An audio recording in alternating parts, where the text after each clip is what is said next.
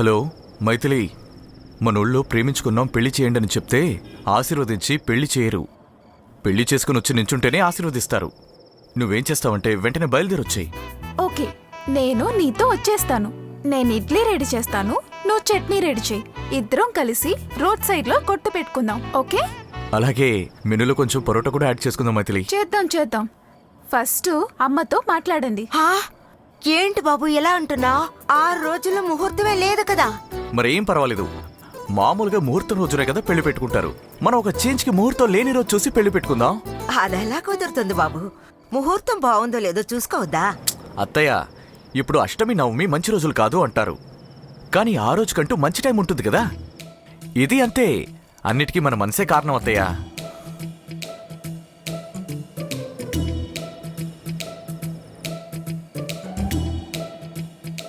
ఏంటేంటో మాట్లాడుతున్నావు.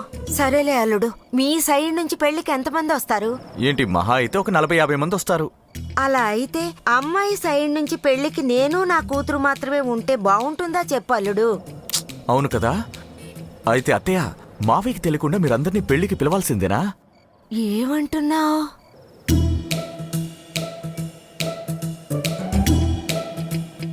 సూపర్. అరే, అన్యాయానికి అల్లుడు చాలా మంచివాళ్ళ ఉన్నాడు. రే మావా, వచ్చే శుక్రవారం గుళ్ళో నాకు పెళ్లి, నువ్వు తప్పకుండా రావాలి. సూపర్ రా. ఇంకో విషయం, పెళ్లి జరగచ్చు జరగకపోవచ్చు. ఏమంటున్నావురా? అవునరా మావా, నేను అమ్మాయిని లవ్ చేశాను. వాళ్ళ నాన్నేమో భయంకరమైన టెర్రర్. ఒకవేళ వాళ్ళ నాన్న పెళ్లి జరిగే చోటు కనిపెట్టి పోలీసుల్ని తీసుకొచ్చి పెళ్లి ఆగిపోయిందనుకో, నువ్వు అప్సెట్ అయిపోకూడదు. గుడి పక్కన హోటల్లో ఫుడ్ ఆర్డర్ చేసి ఉంచాను. పెళ్లి జరిగితే భోంచేసి ఆశీర్వదించి వెళ్ళు, లేదంటే భోంచేసి వెళ్ళు. పెళ్లికి పిలుస్తున్నావా లేక గొడవకు పిలుస్తున్నావా? నా పెళ్లే ఒక గొడవ లాంటిదిరా. ఆల్రెడీ జ్యోతిష్యుడు చెప్పాడు. రారా చూసుకుందాం. మన ఇంట్లో అమ్మాయిని చూసి తాంబూలాల వరకు వచ్చిన ఆ పెళ్లి ఆగిపోయింది కదా. ఆ అబ్బాయిని ఇది లవ్ చేస్తుందిరా. కొవ్వెక్కిపోయిందా? నరికి పాతి పెట్టేస్తానని చెప్పు. తమ్ముడు, నువ్వు టెన్షన్ అవ్వద్దురా. అది అన్నింటికీ రెడీ అయ్యిద్దిరా. చేసుకుంటే ఆ అబ్బాయినే చేసుకుంటానని నిన్న ఫ్యాన్ కూరేసుకోపోయింది బావగారు. నేనే అంత పని చేయకు, ఉర్రితాడు ఎందుకు, నీకు పసుపు తాడిస్తానని మాట ఇచ్చి వచ్చే శుక్రవారం కాకినాడ సుబ్రహ్మణ్య స్వామి గుళ్ళో పెళ్లి ఫిక్స్ చేశాను. పెదనాన్న మీరు, నువ్వు పిన్నివి, నువ్వే మేనమామ స్థానంలో ముందు నిలబడి అన్నింటినీ సక్రమంగా జరిపించాలి. ఇదెవరికీ చెప్పకండి. వస్తాను. ముఖ్యంగా మీ బావ చెవిలో ఈ విషయాన్ని ఎవరూ వేయకూడదు. అది నువ్వే చూసుకోవాలి.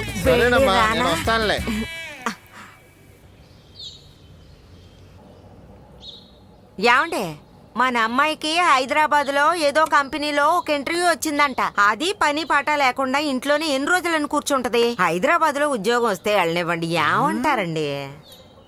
అది చెప్పింది కూడా బాగానే ఉంది. జీతం బాగా వస్తుందా? లంప్ గా దొరుకుద్ది కదా. అలా అయితే థర్స్డే, ఫ్రైడే, వచ్చే గురువారం గాని శుక్రవారం గాని ఇంటర్వ్యూ పంపించేద్దాం. ఏమే, కంపెనీ వాడే కదా డేట్ చెప్తాడు, నువ్వు చెప్తున్నావేంటి? అరే మీరొకరండి. అంటే ఒక్కొక్కరు నాడి జోస్యం చూస్తారు. ఆ కంపెనీ ఓనర్ నాడి జోస్యం చూడడానికే మంచి రోజు చూస్తాడు. అంటే దీని జాతకంలో ఈ 2 రోజుల్లో ఏ రోజు మంచిదో మీరే చూసి చెప్పాలి. మీరే పెద్ద సిద్ధాంతి కదా, అంటే పంచాంగం చూసి చెప్తారు కదా అని. రోహిణి నక్షత్రం, వృషభ రాశి, అష్టమి, నవమి, బుధ, గురువారం, ఈ రోజులన్నీ కూడా సుమారుగానే ఉన్నాయి. అందుకని ఆ రోజుల్లో వద్దు. శుక్రవారం బాగానే ఉంది, ఆ రోజు వెళ్ళమని చెప్పు. అలా అంటారా? సరే. ఏమండి, హైదరాబాద్ కి మొట్టమొదటిసారిగా ఉద్యోగానికి వెళ్తుంది. తను ఒక్కతే వెళ్తే బాగుంటుందా చెప్పండి? తోడుగా మీరు కూడా వెళ్ళారంటే మీ మొహం చూడగానే దానికి వెంటనే ఉద్యోగం ఇచ్చేస్తారు. ఇప్పుడే వస్తానుండండి. ఏంటి, ఎందుకమ్మా ఇలా చేస్తున్నావు? నాన్నను కూడా నాతో ఎందుకమ్మా పంపిస్తున్నావు? ఏమే, మీ నాన్నతో అన్ని ఉల్టాగా చెప్తేనే అప్పుడు మన దారికి వస్తారు. నువ్వేం దిగులు పడుకో. నీ కూడా హైదరాబాద్ కి నేనే వస్తాను, కావాలంటే చూడు.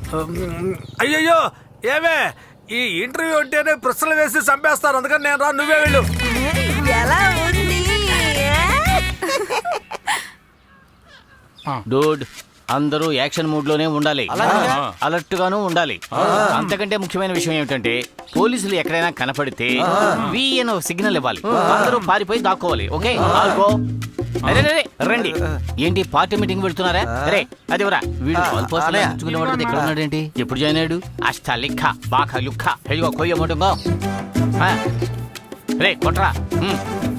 జై మహేష్మతి. బాహుబలి 1, బాహుబలి 2, బాహుబలి 3. ఇదిగో అక్కడ పడాయి. ఇదిగో ఇంకో ముఖ్యమైన విషయం, అందరూ కలిసి ఒకే చోట గుంపుగా ఉండకూడదు. విడివిడిగా సపరేట్ గా ఉండాలి. అలాగే మనం తప్పించుకుని పారిపోవడానికి సౌకర్యంగా ఉంటుంది. అందరూ చెప్పినట్టు వెళ్ళండి. ఎంత చెప్పినా ముగ్గురు కలిసే వెళ్తున్నారు. చెవులు వినపడవో ఏమిటో. పంతులు, నేను చెప్పిన మాటలు వినపడ్డాయా? వినపడకపోతే మంచిదే. ఓం శుభకాయ స్వాహ, ఓం ఏకదంతాయ స్వాహ, ఓం కపిలాయ స్వాహ, ఓం గజకర్ణికాయ స్వాహ, ఓం లంబోదరాయ స్వాహ, ఓం వికటాయ స్వాహ, ఓం విఘ్నరాజాయ స్వాహ, ఓం వినాయక స్వాహ. ఏంటి ఫోన్ ఎత్తట్లేదు? ఓమగీతమే స్వాహ, సిద్ధి గణపత ఏ స్వాహ, బుద్ధి గణపత ఏ స్వాహ, లంబోదర గణపత ఏ. ఏం చేస్తుంది ఇది? గణపత ఏ స్వాహ.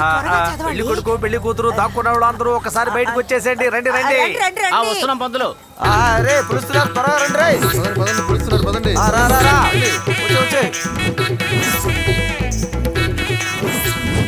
ఓం దేవ బృహస్పతి రాష్ట్రం ధారయతాం ధ్రువం దేవేం సుబ్రహ్మణ్య స్వామి, మంత్రాలు తర్వాత చదువు.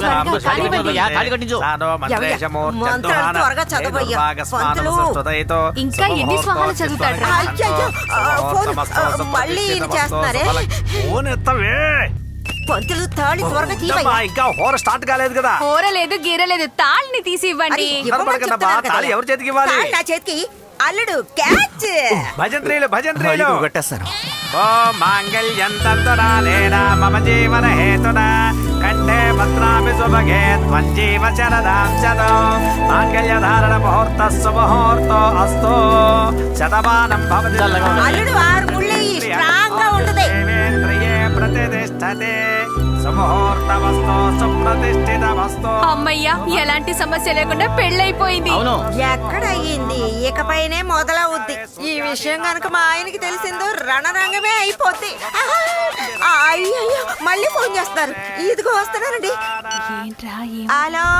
ఏమే, ఎంతసేపటి నుంచి ఫోన్ చేస్తున్నాను, ఎత్తడం తెలీదా? అది కాదండి, ఇంటర్వ్యూ రూమ్ నుంచి ఇప్పుడే బయటకు వస్తున్నాం. అలాగా? ఇంటర్వ్యూ ఏమైంది? అదేనండి. పంతులు గారు కొంచెం మెల్లగా చదవండి. అలాగే. అంతా బాగా జరిగిందండి. కాకపోతే మీరు లేని లోటు బాగా తెలుస్తుందండి. ఏమండి, అమ్మాయి కొంచెం శుభాకాంక్షలు చెప్పండి. ఇవ్వు చెప్తాను. ఇదిగో నాన్నగారు మాట్లాడుతున్నారు. మాట్లాడు. నానా, అమ్మా శుభాకాంక్షలు. ఇలా చూడమ్మా, నాన్న నీతో లేకపోయినప్పటికీ నా ఆశీస్సులు ఎప్పుడూ నీకు ఉంటాయమ్మా. నువ్వేం కంగారు పడకుండా హ్యాపీగా ఉండు. అమ్మకు ఒకసారి ఫోన్ ఇవ్వు. ఏమండి? ఏమే, ఓనర్ గారు ఎలా ఉంటారు? అయ్యో, బంగారం లాంటి మనిషి అండి. ఏమండి, ఆ అబ్బాయి కూడా శుభాకాంక్షలు చెప్పండి. అతనికి ఎందుకే శుభాకాంక్షలు? లేదు, మన అమ్మాయికి మొదటిసారిగా జీవితాన్ని ఇచ్చాడు కదా, దానికి కొంచెం థ్యాంక్స్ చెప్పండి. మన అమ్మాయిని ఇక ముందు ఆయనే కదా చూసుకోవాలి. సరే ఫోన్ ఇవ్వు. ఒక నిమిషం అండి. అల్లుడు మాట్లాడుతున్నారు. ప్లీజ్ అత్తయ్య. నా కోసం నా తాళి కోసం. బాబు చెప్పండి. నమస్కారం. మా అమ్మాయికి ఉద్యోగం ఇచ్చినందుకు శుభాకాంక్షలు బాబు. నువ్వే నా కూతుర్ని జాగ్రత్తగా చూసుకోవాలి. చిన్న పిల్ల ఏదైనా తప్పు చేసిందనుకో, నువ్వే పెద్ద మనసుతో అడ్జస్ట్ అవ్వాలి. దాని జీవితమే ఇక మీదట నీ చేతిలో ఉంది. దాని గురించి మీరేం దిగులు పడకండి. మీకంటే 4 రెట్లు బాగా నేను టేక్ కేర్ చేసుకుంటాను. ఫ్యూచర్ లో మీ అమ్మాయి ఎలా ఉంటుందో మీరే చూసుకోండి. ఒక్క నిమిషం, మీ గొంతు ఎక్కడో విన్నట్టుగా ఉందే. డైరెక్ట్ గా రండి, చూసినట్టే ఉంటుంది. సరే ఫోను నా పెళ్ళానికి ఇవ్వండి. ఇదిగోండి, మాట్లాడండి. ఏంటండి? అమ్మాయికి జీతం ఎంత? జీతం ఎంత అని అడుగుతున్నారు? లూజ్కి ఒక 25,000 అని చెప్పండి. 25,000 అంటండి. ప్రారంభమే 25,000. ఈయనొకరు స్టార్టింగ్ 25,000 అని అడుగుతున్నారు. ఆయన ఏంటమ్మా గుచ్చుగుచ్చు అడుగుతున్నాడు? పోను ఇంక్రీజ్ అవుతుందని చెప్పు. ఆయన ఏంటమ్మా గుచ్చుగుచ్చు అడుగుతున్నాడు? పోను ఇంక్రీజ్ అవుతుందని చెప్పు. అది కాదు, పోను ఇంక్రీజ్ అవుతుందంటండి. అయితే అమ్మాయి భోజనానికి రూములకి అన్ని కూడా ఒక 5,000 ఖర్చు కుంచుకొని మిగతా 20,000 నా బ్యాంకులో వేయమని చెప్పు. ఊరు మొత్తం అప్పులైనాయి కదా, కనీసం అప్పులన్నా తీర్చినట్టుగా ఉంటుంది. సరేనండి. ఏమండి, నేను అమ్మాయితో పాటు 4 రోజులు ఉండొస్తానండి. అది ఉండడానికి కావాల్సిన ఏర్పాట్లు చేసి రావాలి. నువ్వు అక్కడే ఉండి అమ్మాయికి కావాల్సిన ఏర్పాట్లన్నీ చేసి కొద్ది రోజులుండి రా, సరేనా? పెట్టేస్తాను. అల్లుడు నెల ఆయన అకౌంట్ లో 20,000 వెయ్యాలంట. ఏంటి 20,000 తిరుగుతోంది. Attack Balu attack చేశాడ్రా.